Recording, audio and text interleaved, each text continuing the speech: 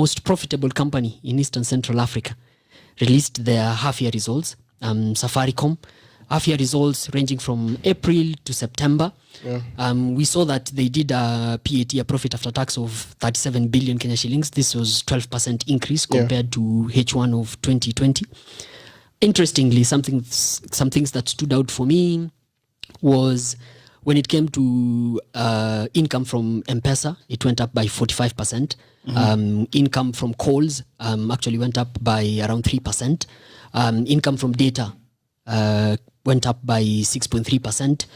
And now, more interestingly for me, SMS, income from SMS went down by 18%.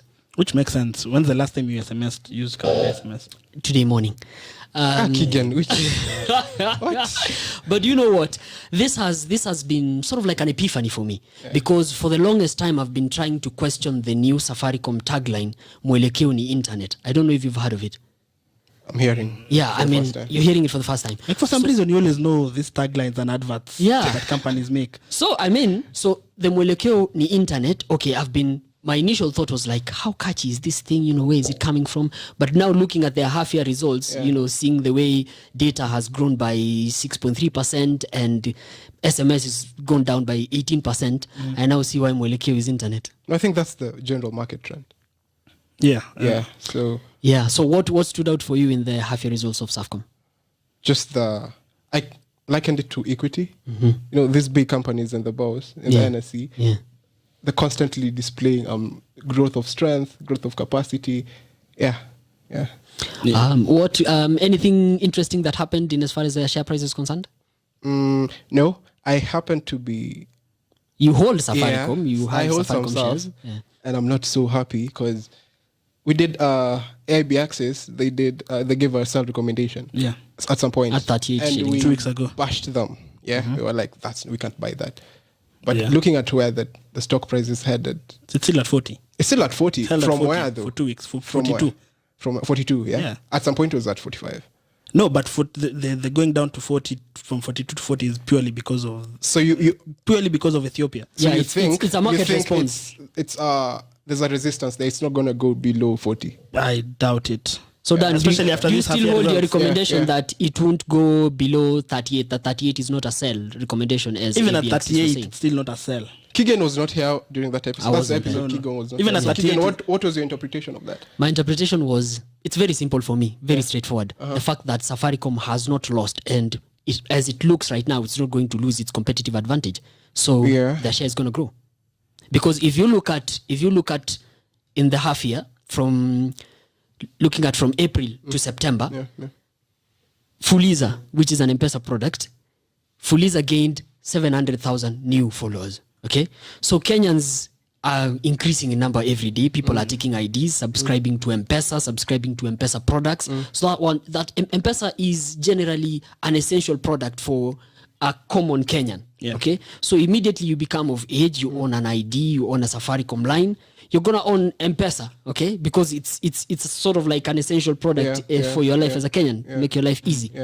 So that's the competitive advantage right there. So Safaricom stocks are gonna rise, and nothing's gonna beat that. Absolutely. Okay. Well, now you asked me about what really stood out for me. Well, it's that growth of strength and capacity and all that, but also now to narrow down to Safaricom specifically. You look at the core strength areas and you look at financial services. They're really going big on that. Well, they have other revenue streams. There's voice, there's data, there's all that. But the financial services bit of their business is really getting strong. I think. And even why are they even going to Ethiopia? It's to offer that. That's what they're looking at. Not even these are the data or what. It's financial services. So M-Pesa Ethiopia. If they get the license for that, because it's not included in the license. And it might be even more expensive than the $850 million they paid for the telecommunication license. Technically, $850 million was paid by the entire consortium. So but SAF was still the largest. It's the largest, but SAF is about $500 million out of 800. Out of 850. They might pay more for and they're making mobile money license. They're making a half-year profits of 37B. Like that's literally a half-year. Let's say 3/4 year that money. So even if the worst comes to the worst in Ethiopia, like. And by the way, they're staying on. I mean, guys are running. They're staying on. Yeah, we've seen the information that has come out, from the chairman of the board, Michael Joseph, also from the CEO, from the CFO, the senior management of Safaricom. They are still committed to Ethiopia. The CEO of Safaricom was saying that for them, Ethiopia is a long-term play. Okay, they are not just looking at today or tomorrow, next year. It's a long-term play. And for me, it makes sense because Safaricom didn't get where it got to in 5 years. Okay, this guy started out way in 2000. These guys were a subsidiary of Poster and Telcom. They were merged before. Before Vodacom came in. I'm like, can you compare them at the moment? Okay, but let's not go into that. For me, I mean, I was satisfied with the information coming from the CEO that this is a long-term play, so investors shouldn't really worry a lot. But again, my concern as someone who enjoys reads a lot about politics and civil stuff internationally. Something that is happening in Ethiopia. As I said in the previous episode, that what has been happening in Ethiopia has been largely underreported. And I don't want war is perhaps a bigger war is a too big word for probably what is happening in Ethiopia. But then war could be war is perpetual. You know that this thing can never stop. Look at Somalia. But I hope it doesn't go there. What is happening? Depending on which side you sit on when it comes to the Ethiopia matters. Yeah, but talking to guys who are in Addis, they say it's quiet. There isn't much going on in that area. I think at the moment there was a respect between the Ethiopian forces and the Tigrayan forces, where the Ethiopian forces retreated from that Tigrayan region. So I think for now it's a little bit calm. And I said that last time. You guys were like, no. What? You didn't buy my idea. Or you didn't buy that. I cannot recall. Naruka. No. Kipetero kiyesu. I mean, now an interesting thing when it came to the whole Safaricom half-year results, and an interesting debate that was in the bad app a lot was the fact that that's Twitter, by the way. We have not everyone. Okay, Twitter, that generation. bad app. So if you look at the half year, now that is from April to September, and you look at Fuliza. Sorry, not Fuliza, M-Pesa as a whole, you find that gamblers, who use Paybill to send money via M-Pesa so that it goes to their wallet in the betting company. 83 billion Kenya shillings went through M-Pesa. And there was a whole conversation about, this is a direct competition of the capital markets. This is a direct competition for Jeff Odundo at NSE. Okay, because what if we could get this 83 billion invested? It's gambling. It's a bet. Just bet on a stock at the exchange, okay, or bet on a corporate bond, or bet on a government paper, okay. So if we could harness that 83 billion, or even a portion of it, into the capital markets. Well, you see, there's no better time to say that than now, because this is the time when the NSE just came up with the day trading thing. Absolutely. Day trading I think we even said this. Short-term traders. Yeah. Most people, they don't trade on news, they don't trade on fundamental analysis and all that. Yeah. It's purely feelings and gut feel, yeah? So it's gambling. Again, I disagree with that. It's gambling. No, most retail traders... when you say most people... I said most retail traders. I disagree. You'll tell us what you think, yeah? People trade with emotions. Yeah, there are guys who take advantage of momentums. We saw when Juicy Centum's share price dropped by like 10% in 1 day. Yeah. Because of market news or what? Yeah, it was.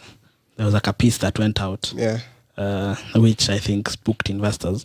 Yeah. But I don't think it's. And also, again, for day trading, the same point. As long as you're capped to 10% price movements per day, you really can't make money. So fundamentals are really even when we say people should move this money to NSE and make bets on bonds and stocks. There's no bond that is offering you 100 million mega jackpot for staking 50 bob. Which is why gambling really exploded during the corona times, because guys were down, and so what gambling companies do, they sell you hope by putting that 100 million on your face. You're like, this is what I'm gonna win. And you notice that gamblers, Kenyan gamblers, if you have interacted with, if they place a bet and the the potential amount to be won is like 100 G's, Yeah. they'd be like, I lost 100,000 shillings. Yeah, you feel like you've lost bro, it. You just you placed 100 shillings. What's the 100,000? Has either of you betted before? Yes, I have. Hey. Keegan, you have? Yes. You haven't? Ah, man, I was hitting that sports pesa thing vibaya sana. My friend, me, SportPesa paid my rent twice. From 50 bob. Success stories. Multi-bet. 20. Mshipi. Inakuja we. Tunanyorosha SportPesa bwana ni kama But you know what, When was that? the last one was before the first suspension of SportPesa. Yeah. So when was this? 2019. Thereabout. It's Kitambo, yeah. Yeah, like personally I used to have a policy. Once you ingiza, like if I put 1,000, Yeah. I'm not refunding that account anymore. Yeah. So whatever winnings I get, I withdraw. You leave the 1,000 bob there. Yes, you have made a winning. Like maintain it. If this money, You maintain your initial capital. if this initial capital Investor. is shares, Investment And then- So analyst. this guy has studied CFA and has applied CFA, in his betting wallet. But you know what, Dad? Objectives are different. Yeah, Okay. yeah, Me, sure. if I would give my personal experience, when I used to bet, I used to bet for a couple of reasons. Sometimes I used to bet just for fun. I mean, for the excitement. No, of life it, was okay? tough, Keegan, be honest. Life was tough. Still is a bit, but I mean, so you can't say that when people invest in the capital markets, it's the objective is clear cut. Okay, Yeah. I want to make money here. Yeah. Okay, like there are no other issues that you are fighting with. But then when it comes to betting, it's a whole other new game. Which is?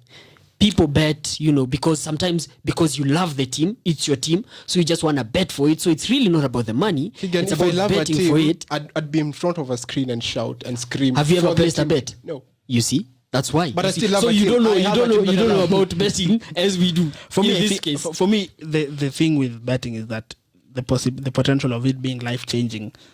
That's always the hope. yeah, It's the hope that you can angukia. 220 And the best time million to sell jackpot. people hope is when something like Corona comes and people. Yeah, but even before Corona, like things were like Things were betting not was a good. bit. I remember even when I was doing my masters, like we're in class, and there's a guy also. He used to work in a bank. Yeah. He comes mazekalia, he line up in a car. Like there's a lecture going on, we are there, we're chambuaing like this one utanuka toa badilisha began. Never, they rarely went through. But for me, I think the last time I betted was, again, it was a multi-bet, like 2019 had gone through. The last game was Man U versus Sheffield. Of course, Man U lost. Still remember. I do not I was like, it's fine. But of course, Man U has always been losing. No, and please, still Ebu, losing. let's You guys go are back to talking about Safaricom. football here. Wait. Let's go But- back to but- Safaricom. What I For was me, I saying, just wanted what I to- was saying is that the numbers are still the same. Yeah. You look at what are you talking about before you got into betting? We're talking The about bounce, yeah? the bounce. The possibility of getting into this thing. Yeah. Okay, now changing the focus Yeah. of the people from betting to now. Transforming NSE, gamblers to investors. The numbers are still the same.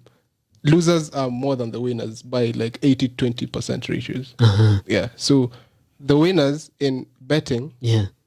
are like 20% of the total people of the total amount of the people who bet. Yeah. So that's the same thing you experience with the bounce. So people are still losing. Most on people on lose. both ends.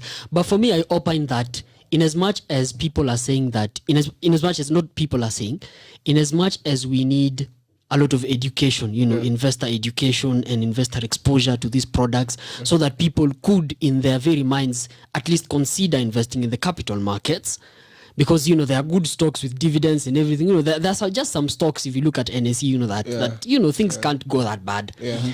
For people, I feel that that's just not enough. It's not enough for people to just have investor education and exposure. It's not enough because when it comes to betting, it's not straightforward. There are other factors coming along that I've just said. So I mean, it's not a straight path that just get these gamblers and make them investors. No, it's because of the objectives that people have when they're betting and when they're investing. No, you see, people bet because they know a lot about football. Yeah. You've never placed a bet, and that's why Doesn't you're mean I wrong. don't know nothing about. No, but even people who do not know about Still football, bet, yeah. like you find. And in fact, people- they're the ones who win a lot. because they do not have any emotion attached to it. They just look at the underlying statistics, do whatever small analysis that they do, and you're making me digress. In fact, for a long period of time, the thing that was sustaining cyber cafes betting, was betting analysis. Friday. When you've talked about rationality and emotions, you see, for you, when you see Man U and Liverpool, you know Liverpool is going to beat Man U, but since you're a Man U fan, you still bet on Man U. It's down to lose money. But but on betting, again, another detour that I'm taking us. For me, I have a controversial opinion or a recommendation to whoever is listening. I think we should take an approach similar to what Uganda did with MTN. So for Uganda, they said that if you're a foreign telco, for us to give you a license, you have to list at least 20% of your equity on the local exchange. So we should give. It's just on telcos only. I checked it out. It was for telcos. Okay. So for you to get a license, if you're a foreign operator, you must list 20% by a certain period of time after the license. So we should do that to betting companies as well. Yes, because the repatriation of profits is a lot, and these guys are. So if I'm going to lose money by placing a stake, but the betting companies, by my loss, the betting company, the house is winning. Then this part of the license for you to be given a license as a better. I think as a better, there's a word like that. If you bet, you're a better. I'm guessing. I don't know. You're a gambler. But you're a gambler, But aside from that, what you've just mentioned, Kalia, there's something that BCLB is doing, the Betting License and Control Board. What they're doing is that if you for you to be, of course, put your products out there as a betting company, you must have that license, the BCLB number. So what happens is, for BCLB, if you're, for every, when you've made your turnover, you're supposed to give a certain portion to charity. That's why when you see the likes of Lotto and the likes, they have some programs they're running on the side. It's not so it's like it's a requirement by BCLB. Lotto is another gambling thing. BCLB is strictly requiring these people to do that. Aside from CSR, no, it's a requirement. Okay. So but for me, I would want this, because none of I don't think there's any publicly listed. There's no public betting company, so that has given us the opportunity to now dig into their books and see how profitable they are. But we got a glimpse of this with SportPesa when there were the whole saga, when they were not given the license, but how they are doing in the UK. I mean, there was a lot of illicit financial flows there. We don't know whether it's illicit or it's just financed by Kenyans. It's actually tax avoidance, what they did, because they opened Soft Sport, Soft Sports. That is the name of the company that was in Liverpool, registered in Liverpool in the UK, and it used to give IT services to the Kenya SportPesa company, Pevans. But then, how comes it would be skewed in a way that 40% of the whole revenue is paid there as IT services? And for KRA, they were like 40% of your whole revenue for just IT services. Company. No. But if you look at the shareholders, if you look at the shareholders and owners, it's the same owners. So what these guys were just doing, because Kenya and the UK have a double taxation agreement from 1978, I gather. So you only pay to one taxes in one country. And if you look at the corporate tax in the UK, it's 17%. In Kenya, it's 30%. That's why they went and they transferred these profits there so that they pay their taxes there, so they would pay less taxes. And that is not illegal. Yeah, it's not illegal. It's tax avoidance, but it's just unethical. But it is unethical. It brings the question, law versus morality. What would you tell someone who runs a betting company about morality? What would you tell them? Why is betting immoral? Why are you judging them? What? Is it immoral? I come in peace. What? Moving forward. Anyway, my point is, these guys, like, if you're to get a license, and maybe you can put a threshold on average minimum transaction that goes through your betting platform, then in this case, like, we have to make you go public so that Kenyans, if they are losing money on one hand, like, they also get to win together. It remains within the country. I think what the government does is to overtax this company. Okay, overtax. They're heavily taxed. Yes, the betting again, companies. it's betting is addictive. It's 7%. It's a moral hazard. If you place a bet, 7% of that amount that has been placed goes to carry. Yeah, these days On the winnings, there's another there's one. another one. On the house now, Yeah. there's corporate tax again. So these guys are heavily taxed. Yeah, it's heavily taxed. So seemingly, you guys are saying that's not enough. No, we're just saying let those tax continue, but make them let guys have a stake in the company. Can you use listing as a control, like as a regulatory? Yes, Uganda is doing As a that. regulator, Yeah, as a regulation against betting. Uganda told No. MTN and the likes that we won't renew your telecom's license if you don't list 20%. So it's the same thing. You know, BCLB could tell these guys that we won't renew your betting licenses unless you list a certain percent of your stake at the Kenyan bourse. But then you're not comparing apples and apples here. It's very difficult to get a telco license and very easy to get a betting license. It's not very easy. It's very easy. How is it Very easy to get a easy. betting license in Kenya, whereas the biggest betting company is Sportpesa? Like, How many are there? literally in snap of a finger, like they were down. They left the scene. Anyway, Dan, let's move forward. It's not that necessarily that let's easy. Okay, yeah, let's that's move okay. away from that convo now. Yes. Sawa.